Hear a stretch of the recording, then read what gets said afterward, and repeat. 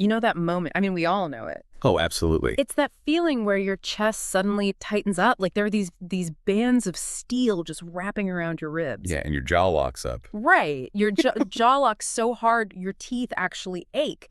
And it's usually because something incredibly small just happened in the grand scheme of things. It's never the big stuff, right? Yeah. It's always something minor. Exactly. Like maybe it was a text message that was just a little too brief, or an offhand comment in a meeting. Or even just a specific look from someone you care about. Yes, just a look. Yeah. And in that split second, you are suddenly you are not in control anymore. You just react. You're hijacked. You snap, you say something you instantly regret, or, maybe you go the other way and completely shut down. You just turn to ice. The total freeze response. Yeah. And then later, usually when you're lying in bed staring at the ceiling and everything has finally cooled down, you ask yourself that same frustrating question. Why do I keep doing this? Why do I keep doing this? It is so universal, but the aftermath is just incredibly frustrating. It really is. And the conventional wisdom, like the advice society has been handing down for generations on how to handle that exact visceral spike, it's usually some variation of practice discipline. Oh, right. The whole think before you speak thing. Exactly. Think before you speak. Take a deep breath. Count to 10. Just count 10. Which, honestly, when you are in the middle of that chest-tightening rage, counting to 10 feels completely out of touch with what your body is actually going through. It's practically insulting. It is. You aren't operating in a state where counting numbers hold, like any power over the adrenaline flooding your system. Because what that conventional advice does is it treats our emotions like they're misbehaving children that just need to be put in a timeout. Right, just quiet them down. Yeah, just quiet down. It assumes this fundamental split between you and your feelings. Like if you just exert enough brute force willpower, you can just shove the emotion back in its box. Which never actually works long term. It never works. And that's exactly why we are doing this deep dive today. We're going to unpack the source material of the architecture of emotional agency. Yes, and I am so excited for this one. Me too. Because the mission today is to look at how modern neuroscience has entirely dismantled that old model. We are not here to learn how to suppress feelings. Right. We aren't trying to become better at locking them away. No, because that framing is exactly why most people never actually improve their emotional baseline. They're trying to solve the completely wrong problem. So what are we doing instead? We are here to talk about redesigning the architecture of how we feel. Okay, let's unpack this. Because if treating emotions like misbehaving kids is the wrong approach, and if the whole count to 10 and exercise willpower strategy is fundamentally flawed, we have to figure out what the right problem actually is. Well, the right problem begins with throwing out a century of psychological dogma. A whole century. Pretty much, yeah.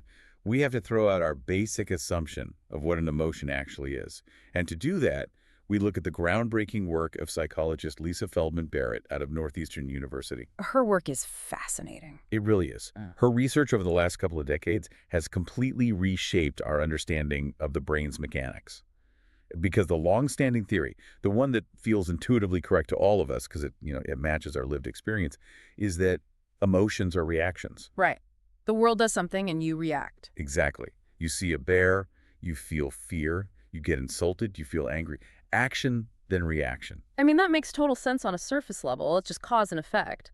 The world acts upon me, and my feelings are the involuntary reaction to that stimulus. It feels completely true. We all experience it that way. But according to Barrett's neuroscience research, it is entirely backward. Backward. Entirely.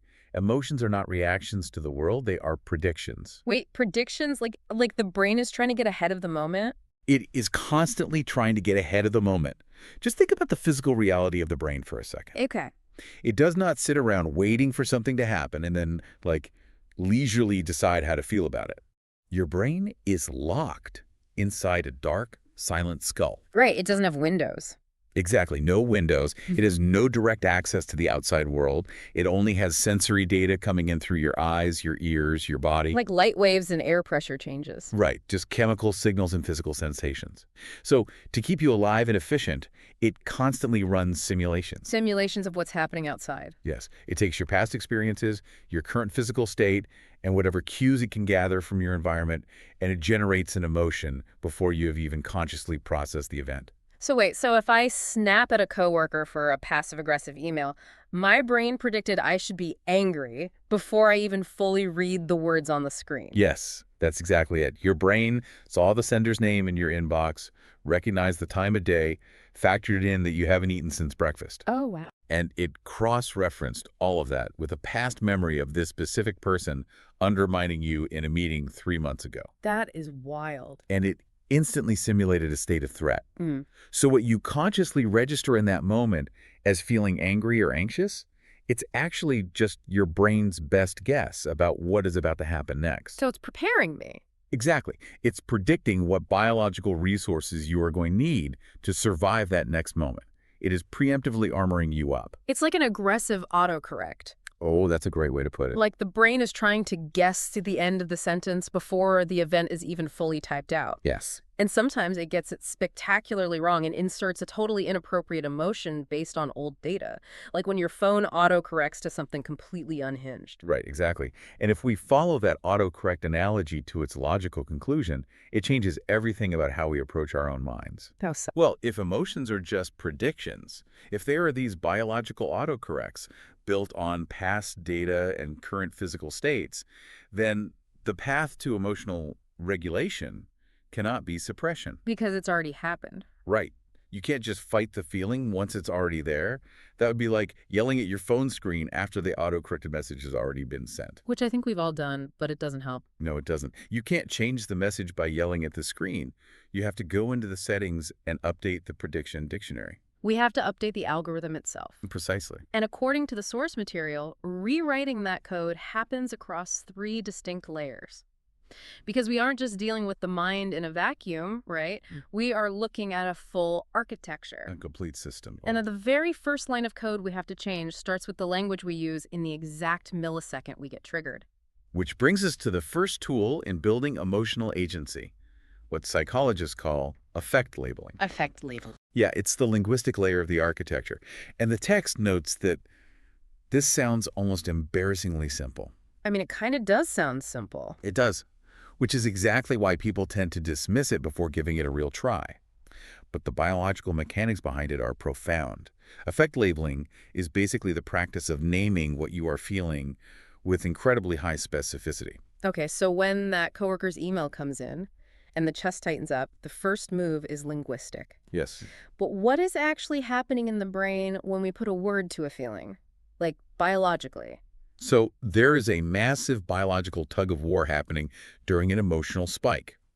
When you get triggered, your limbic system, which is the primitive emotional threat detection center of your brain, it essentially hits the panic button. It just fires off. Right. It starts flooding your prefrontal cortex with signals. Now, the prefrontal cortex is your brain's executive suite. That's the logical part, right?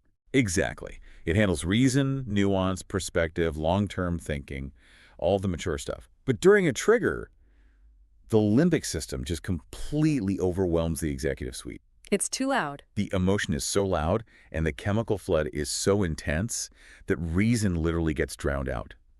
The two regions are basically struggling to work together. It's like a computer freezing up. Perfect analogy. Like, you know when a background process is suddenly demanding 100% of the CPU? Oh, yeah, and the fans are spinning. The fans are spinning, the screen is locked, and nothing I click is responding because the system is just completely overwhelmed by one massive task. Exactly. And how do you force a frozen computer to respond? I hit Control-Alt-Delete. Right. I force the task manager to open so I can see what's actually running, interrupt the system freeze, and, take back control of the operating system. Affect labeling is the brain's equivalent of hitting Control-Alt-Delete. Wow. Yeah, studies published in the journal Psychological Science actually show that when you name what you are feeling with specificity, the emotional intensity measurably drops. Just from naming it. Just from naming it. By translating a raw, primitive, visceral feeling into a structured linguistic concept, you are forcing the task manager, the prefrontal cortex, to re-engage. Because it has to search for the word. Exactly. The brain has to use its executive function to search for the right word. But wait, doesn't just saying I'm angry do that? I mean, we all generally know when we are mad or sad. We use those labels all the time, and people still fly off the handle. And this is where the concept of emotional granularity becomes critical. Emotional granularity. Yeah. The text emphasizes that words like bad, stressed, or even just angry are way too vague. There are low-definition data. Like a blurry photo. Right. The brain doesn't know what to do with bad. To truly get the prefrontal cortex back online and shift the brain's prediction model, you need high-definition data. So what does high definition look like in this context? Instead of saying, I feel angry, you pause and realize, I feel overlooked, Oh. or I feel embarrassed, or powerless, or overstimulated. There is a massive difference between those. Like, angry makes me want to draft a hostile reply and just burn a bridge. Exactly. It's a blunt instrument. But overlooked, that makes me realize my ego is just bruised because I wasn't credited for a project, which requires a completely different type of conversation. A much more constructive one. Yeah, and overstimulated might just mean the office is too loud and I need to put on my noise-canceling headphones. It has nothing to do with the email. When you name it specifically, which is a practice in neuroscience, sometimes called name it to tame it, your brain receives a very clear signal that the threat is being processed, not suppressed. Processed, not suppressed. I like that. Because if you fight the emotion, the limbic system actually pushes back harder. It thinks you are ignoring a survival threat. It's like, hey, pay attention, there's a bear. Exactly. But when you label it with high granularity, you are telling the limbic system, I see the threat. I have categorized it. We are handling it. And the alarm bells start to quiet down. You're turning a blurry, terrifying monster in the shadows into a very specific, manageable object under a bright spotlight. It just loses its generalized power. It really does. And the tangible, real-world benefits of this are just incredible. The source text points out that people with high emotional granularity, people who have built a rich emotional vocabulary and actually use it in real time under stress, they're statistically less likely to turn to alcohol in response to stress. Really? Yeah, they exhibit lower levels of physical aggression, and they recover much faster from setbacks. Well, because they aren't drowning in a vague sea of, I feel terrible and I need it to stop. Right. They know exactly what kind of terrible it is. If you know you are feeling unsupported rather than just mad, you can actually solve the problem of being unsupported. Exactly. The language re-engages the reasoning mind. It stops the limbic flood. But hitting Control-Alt-Delete only stops the computer from crashing in that specific moment. Right. It doesn't fix the virus? No, it doesn't solve the underlying bug in the software that caused the crash in the first place. So once your prefrontal cortex is back online and you have your wits about you, it actually has a job to do. Right. Okay. So the feeling is named. The intense heat in the chest has dialed down a bit, but I'm still sitting there staring at the email. The external event still happened. What then? This is where the architecture moves from the linguistic layer to the narrative layer. A narrative layer. Yeah. Once reason is engaged, it has to interrogate the story we are automatically telling ourselves about that event. And the text explores a truly uncanny convergence here between ancient Stoic philosophy and modern cognitive behavioral therapy, or CBT.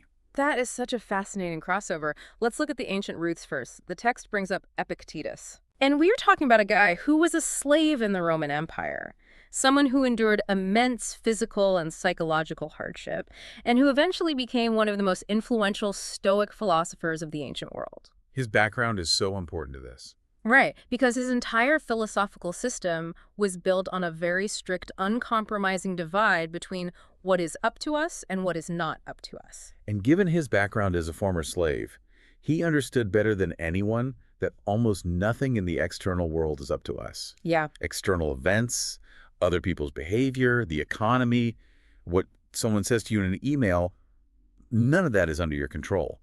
But your interpretation of those events, the response you choose, the values you hold, that is completely up to us. I mean, it sounds profound in a philosophy classroom, but applying that when your blood is boiling is incredibly hard. It's the hardest thing in the world. When someone insults you, it feels like they caused your anger. The brain instantly maps it as cause and effect. Event equals emotion. But breaking that illusion of direct cause and effect is exactly what Epictetus was trying to do. And it is exactly what modern psychology finally caught up to. Fast forward to the 1960s, right? Yep. Fast forward to the 1960s, and a psychiatrist named Aaron Beck essentially rediscovered Epictetus's rule. Beck was the founder of cognitive behavioral therapy. Which is still huge today. It remains one of the most rigorously evidence-backed psychological frameworks in existence. Beck formalized this into what he called the cognitive model. The cognitive model. And the core tenet of the cognitive model is this: events do not cause emotions. Thoughts about events cause emotions. That is the crux of the whole narrative layer. Between the text message arriving on my phone and my chest tightening, there is a hidden step. Always. There is always a thought, a story my brain tells to make sense of the event. And it happens so fast, we usually don't even notice it. It happens in milliseconds. But the most crucial part of this entire deep dive is realizing that the story your brain defaults to is not fixed reality. It is an editable narrative. Here's where it gets really interesting, though, because, wait, if we are editing the story to change how we feel, Yeah. like if I get fired from my job and my brain starts editing the story to say, losing my job is actually a beautiful, brilliant opportunity for growth. I'm so lucky this happened. Isn't that just toxic positivity? That's a very common pushback. Because it sounds like we are just lying to ourselves to avoid feeling bad. Like we're putting a smiley face sticker over a check engine light. I love that analogy, but that is a vital distinction to make. Cognitive reappraisal, which is the clinical term for this, is absolutely not denial, and it is not toxic positivity. Okay, how are they different? Toxic positivity is an attempt to suppress negative reality by pasting a fake, unearned optimism over it. It is fundamentally dishonest. It's just lying. It is. Cognitive reappraisal is the opposite. It is about rigorous, honest inquiry. So what does that inquiry actually look like when you are staring down a real-world problem? It's pausing that editable story happening in your mind and interrogating it like a scientist. Instead of just accepting the brain's first catastrophic prediction as gospel truth, you ask specific questions. Like what? Like, is this the only way to view this situation? Yeah. Or what will this moment actually mean to me in 5 years? Or even, what would a mentor I deeply respect see in this situation that my stressed out brain might be missing right now? Oh, I see. It's not about making a bad thing magically good. It's about ensuring your interpretation of the event is actually accurate and not just a worst-case scenario hallucinated by a brain that is trying to protect you. Exactly. Let's use an example. Okay, if my boss sends a short, unsmiling message that just says, "See me in my office at 4 p.m." The dreaded 4 p.m. message. Right. The event itself is just words on a screen. But the default story my brain tells might be, I'm getting fired, I'm going to lose my house, my career is over. And the emotion that instantly follows is sheer panic. Toxic positivity would be saying she's probably calling me in to double my salary, which is completely delusional. Right, and it leaves you totally unprepared for reality. Right. But cognitive reappraisal is stepping back and asking, is getting fired the only factual interpretation of see me at 4 p.m.? Right. What else could it be? Well, she also sends short emails when she is rushing between back-to-back meetings. Yeah, or she might just want a status update on the Q3 project. Exactly. Have I done anything fireable recently? No. So you are deliberately considering alternative evidence-based interpretations of the event before committing to the massive emotional response that the first automatic interpretation generated. You are holding the default story up to the light and looking for the cracks in it. And going back to Barrett's theory of emotions as predictions, by changing the narrative data you are feeding the brain, you force it to predict a different emotional state. Wow. Instead of absolute panic, maybe you just feel a state of mild, alert curiosity. You are prepared, but you aren't terrified. And when we connect this to the broader picture of long-term well-being, the data is staggering. The text points to research by James Gross, right, at Stanford. Yes. James Gross has spent years studying emotion regulation. And his findings show that people who habitually use cognitive reappraisal as opposed to people who just suppress their feelings or let them run wild, they report higher overall well-being. That makes sense. They have stronger interpersonal relationships and significantly lower rates of depression and anxiety. Well, because they aren't constantly riding the roller coaster of their brain's worst-case predictions, they have inserted a circuit breaker between the event and the emotional response. Exactly. And it's crucial to note that they achieve this higher well-being not because they feel less. They aren't numbing themselves out. No, they aren't turning into unfeeling robots. They experience the full spectrum of human emotion, but they feel with agency. Agency. They are active participants in the construction of their emotional lives, rather than just being passive victims of whatever their limbic system decides to throw at them. So we have updated the software, we've used the linguistic tool of effect labeling to reboot the task manager, and we've used the narrative tool of cognitive reappraisal to rewrite the faulty code of the story. Right. But, and I have to push back here, I've tried this. I've tried interrogating my thoughts, and it works wonderfully on a Tuesday morning after a good weekend. Sure. But if I try to use cognitive reappraisal on a Friday afternoon after a 60-hour work week and terrible sleep, my brain just laughs at me. It just doesn't work. The logic Completely fails. The most brilliant cognitive strategies in the world collapse if the machine running them is broken. You have hit on the exact reason why so much conventional self-help advice fails people. It focuses entirely on the mind, on the software, and completely skips the hardware, The body. the body.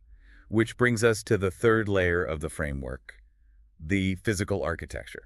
Because Epictetus himself couldn't stop me from snapping at a rude barista if I'm running on 3 hours of sleep and 5 cups of coffee. Oh, definitely not. The philosophy just goes out the window when the biology is failing. And Lisa Feldman-Barrett's research completely validates that experience. She introduces a concept called body budgeting, or allostasis. Body budgeting. To understand this, we have to look at what the brain is actually doing all day long. We like to think the brain's most important job is thinking, Yeah. right? Yeah, solving problems, writing emails, having conversations. But its primary, massive, constantly running background task is managing your body's physiological resources. It is constantly monitoring and balancing your water levels, oxygen, glucose, salt, and hormones. It's essentially a biological accountant running a massively complex ledger. A ledger that must stay balanced for you to survive. Yeah. So when your body budget is in a deficit, meaning you are sleep deprived, dehydrated, completely sedentary, or carrying chronic physical stress, your brain realizes it is running critically low on fuel. Okay. And because we established that emotions are predictions designed to keep you alive, what kind of predictions do you think a fuel-starved brain starts making? Catastrophic ones. Because if it knows it doesn't have the energy to fight off an actual threat or handle a complex problem, it probably assumes everything is a quit just to be safe. It becomes hypervigilant. Precisely. When the body budget is in deficit, your emotional predictions become dramatically worse. They become highly reactive, negative, and cynical. You literally perceive the world differently. Wow. You interpret neutral facial expressions as angry. You interpret minor inconveniences as major deliberate attacks. And the text makes a vital point here that brings a lot of relief, I think. What's that? When you are in this state, your irritability is not a character flaw. It is a fuel shortage. That reframing alone is huge. It's not that I am a fundamentally impatient, irritable, bad person. It's that trying to use cognitive reappraisal on severe sleep deprivation is literally like trying to run the newest, most complex smartphone operating system on a battery that's stuck at 1%. The hardware just can't do it. The phone is going to dim the screen, shut down background apps, and eventually crash. It physically cannot run the software. And this is why the text argues that the most unsexy, basic emotional regulation advice is often the most powerful. We all want a secret mental trick or a philosophical breakthrough, but the foundation of emotional agency is brutally, unavoidably physical. So let's look at the specific data highlighted in the text regarding these physical constraints, starting with sleep. Because the idea that skipping sleep makes you cranky is obviously not new. No, it's pretty universal. But I imagine the neuroscience put some pretty stark numbers on it. The biological reality is very stark. Studies show that a single night of poor sleep amplifies amygdala reactivity by up to 60%. Wait, 60%? Yes. The amygdala is part of that limbic system threat detection network we talk about. Right. When you don't sleep, the prefrontal cortex loses its regulatory grip on the amygdala. 60% from one bad night. So my brain's threat detection center is essentially functioning at more than 1.5 times its normal sensitivity. Right. It is like turning the volume knob on a smoke detector up so high that it goes off when someone strikes a match 3 houses away. Exactly. So if your amygdala is 60% more reactive, no amount of affect labeling is going to save you when that passive-aggressive email comes in. You are already primed for war before you even open your inbox. The physical deficit guarantees a catastrophic prediction. It does. Yeah. And it's not just sleep. Movement plays a massive role in the body budget. The text points out that even a mere 20-minute walk shifts your cortisol and adrenaline levels in ways that actively calm that threat detection system. Because when we get stressed, the body releases those chemicals to prepare us to physically fight or run away, right? Yes. If we just sit at our desks staring at the screen, those chemicals just sit in our system, keeping the alarm bells ringing. A 20-minute walk literally metabolizes the stress hormones that are forcing the brain into a state of false prediction. It clears the chemical static. Yeah. And then there's breathing, Breathe. which again sounds like the most cliche advice in the world, but the biological mechanism behind it is profound. We have an accelerator and a brake in our nervous system. Oh. The in-breath activates the sympathetic nervous system, which is the accelerator.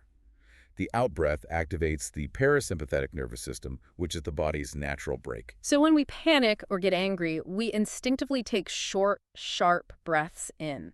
We are continuously hitting the accelerator, flooding the engine with gas. But the text outlines a specific physiological hack based on how the vagus nerve monitors our breathing, extending your exhale to be twice as long as your inhale for just 2 minutes. Just 2 minutes. That's it.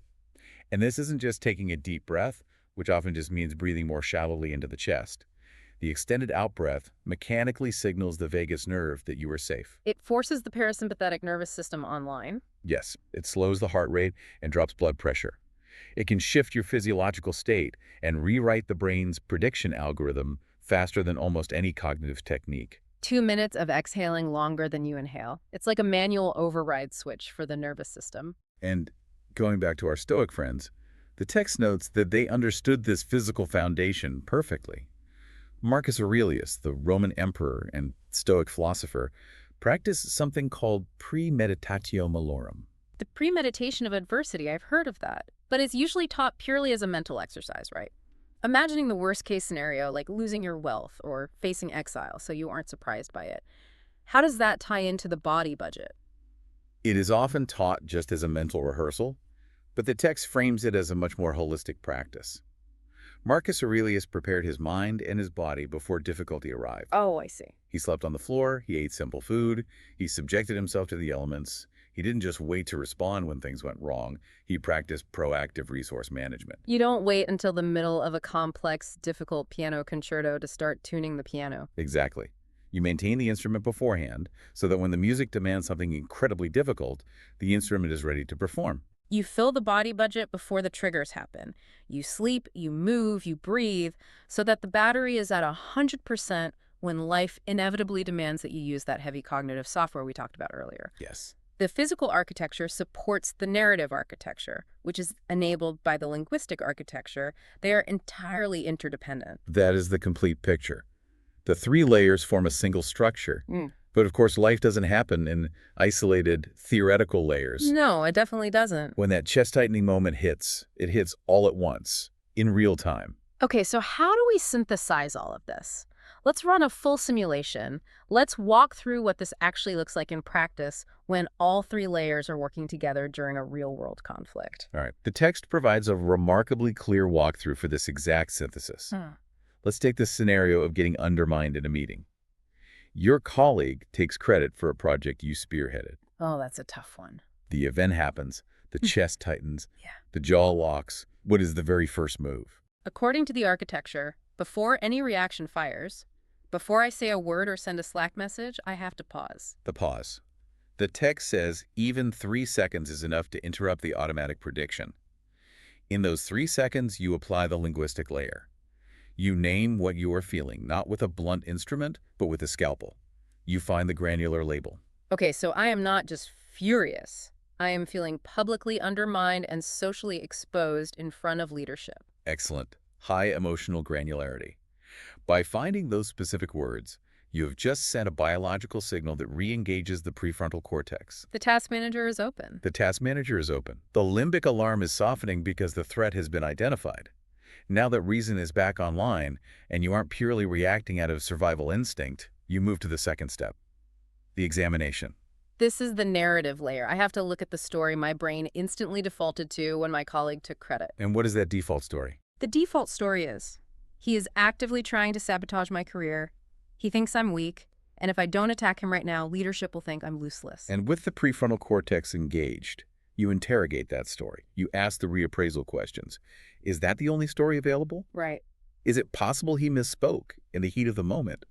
Is it possible he genuinely forgot which parts I handled because we collaborated so closely? Is it possible he's just incredibly insecure and trying to impress the boss, and it actually has nothing to do with me? Exactly.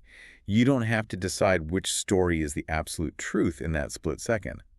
Simply acknowledging that alternative stories exist shatters the illusion that your anger is the only valid reality. I am untethering the massive emotional weight from the event. I'm realizing that my anger is tied to my interpretation of what he did, not what he actually did. And finally, before you decide how to respond, you do the physical check-in. You assess the body budget. Right.